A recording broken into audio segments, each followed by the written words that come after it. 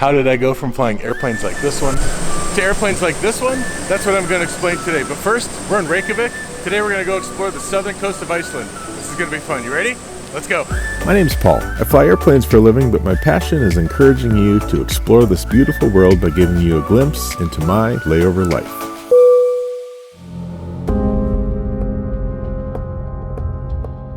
I've been waiting for a layover like this one all summer. 2 full days on an island in the North Atlantic Ocean. I spent the first day resting and relaxing at the Sky Lagoon. The next morning, it was time for some adventure. So, join me if you will, as we explore Iceland.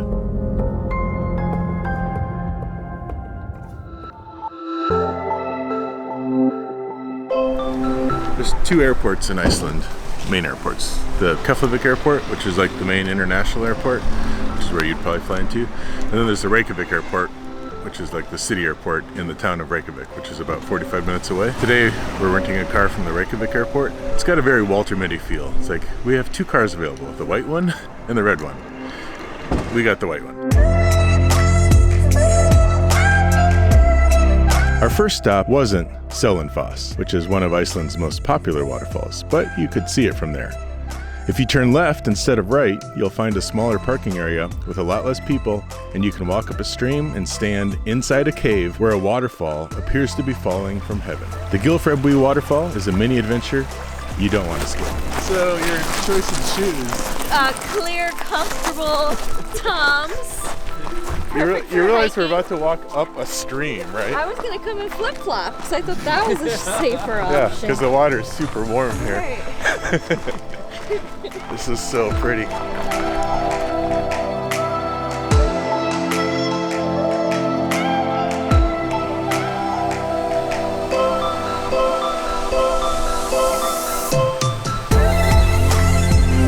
Going in. Next, yeah. All right, here we go. It's so cold. Oh my gosh. This is awesome. Wow. You can feel the wind pushing you back. I didn't want to ruin my camera, so I took one last look before we moved on to our next adventure. An abandoned DC-3 that crashed on a black sand beach.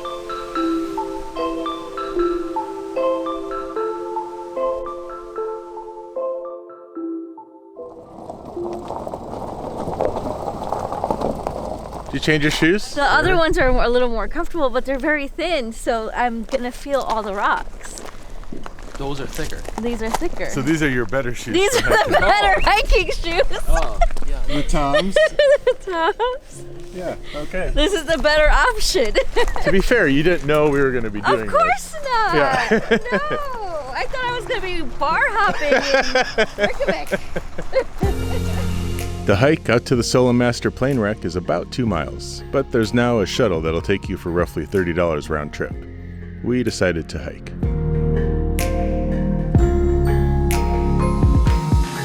Do you know anything about it? Like what about the crash or? Yeah, so I guess it was in 1973. It was the U.S. Navy, DC-3, obviously.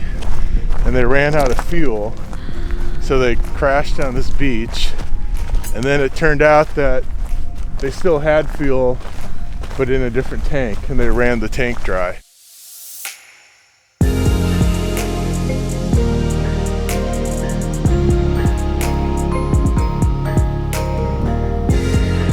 Picturing what it must have felt like to run the fuel tanks dry and crash on a beach miles from the nearest person is pretty eerie.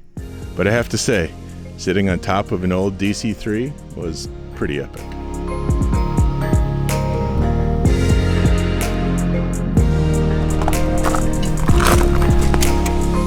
All right, where to now? Lunch or the beach? Black Beach. Yeah, let's Can go I Black do that Beach. first? Yeah, Black Beach and then off to And then Vic. lunch? Yeah, we'll see some puffins and Yeah, cool. yeah. All right, let's do it.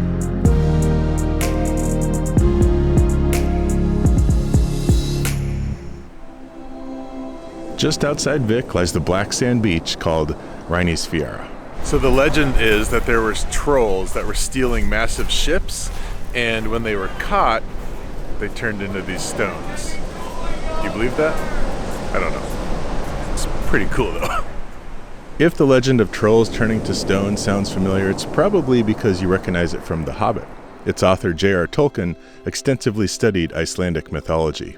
You might also recognize the speech from the show Game of Thrones.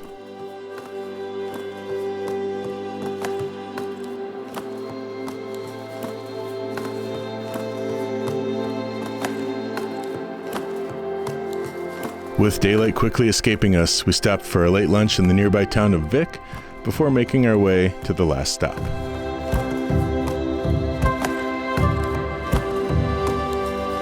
Last stop of the day. Know it. I'm most excited about this. Are you? Yeah. Iceland's oldest geothermal pool, Seljavalale, was our last stop.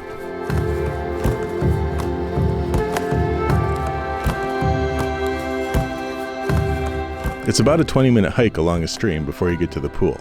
Once you arrive and look up at the cascading waterfalls, realize you no longer have cell phone reception. It's then that you feel like you're in the middle of nowhere.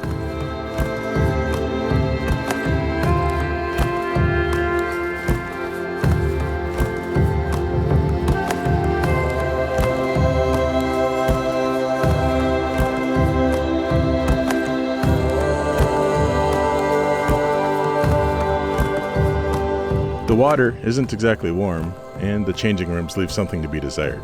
But there aren't many tourists, and in my opinion, that's what makes this spot so extraordinary. I cannot believe that I get paid to do this.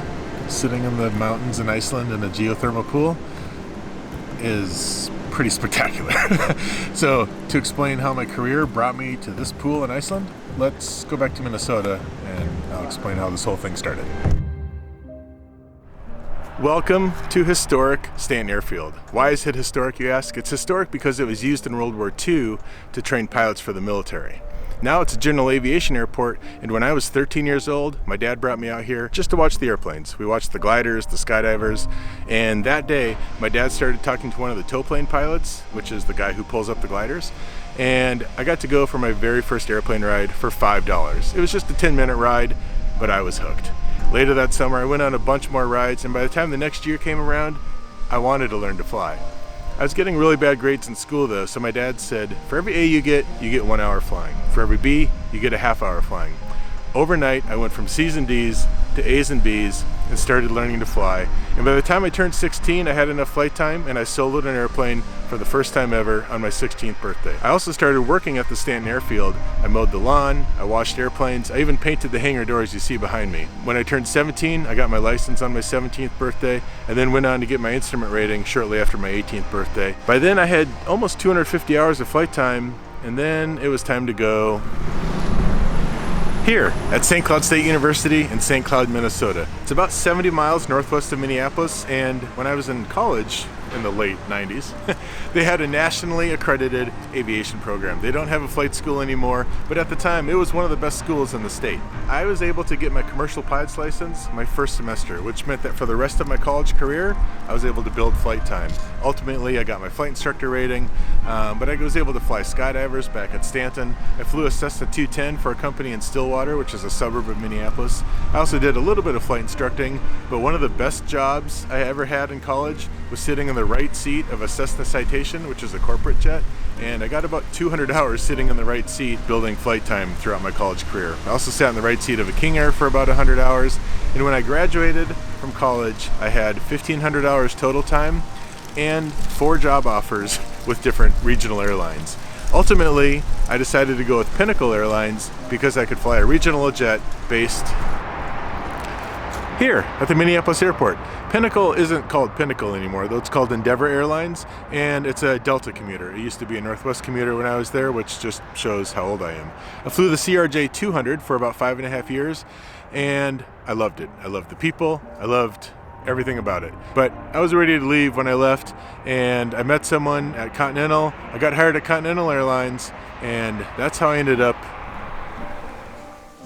here at United, doing really cool layovers like this one. I started on the 737 based in Houston in 2006, and in 2009 I switched to the 757 and 767. Last year I upgraded to captain, so I've been flying the same airplane since 2009. Your journey to a major airline will probably look different than mine. and that's okay. Everyone's journey is different, and not to sound cliche, but life is really about the journey. When I look back at the flying I did, from flying at the grass strip when I was 17, to flying skydivers, to corporate jets in college, to a regional jet right after college, I loved every single second of it because it was what I wanted to do, and I loved flying. I loved the people I met along the way, and I loved learning new things. So here's some encouragement for you. If you're on your way to being an airline pilot, or maybe you're on your way to doing something else that's really cool, keep doing it. Doing hard things is worth it in the end. And not doing hard things doesn't really leave you with much.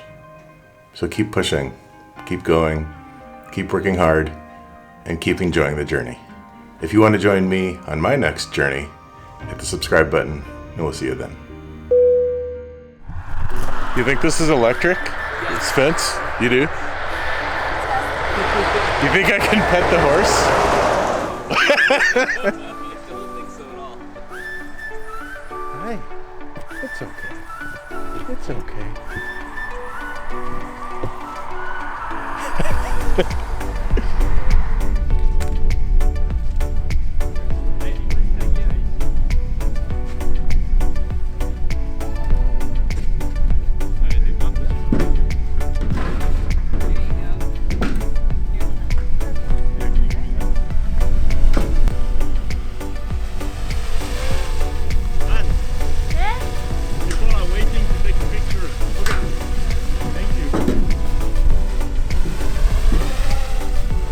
Well, everything was going great until I flew my drone into the rocks. Now I gotta get it.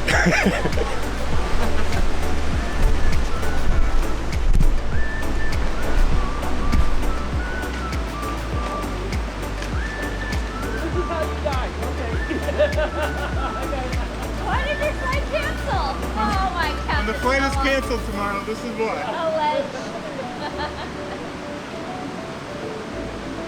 What happened? You crashed it? Like, Yeah. oh. We're good now? Woo! Good job. Alright. I got it. That's the first time I've ever really legit crashed and had to rescue it.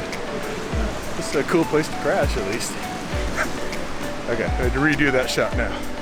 There are not many people who have affected my career much like this guy. This is Neil. When I was 19 years old, he let me sit in the right seat of a Cessna Citation for a company he was working for, and literally changed my perspective on my career, my perspective on flying, and I wouldn't be where I am today without him. So I have a question. Why would you let a 19-year-old sit in the right seat of a corporate jet? I needed somebody. And you were there. Well, I needed you too, and I wouldn't be where I am without you. So thank you for everything you've done for my career.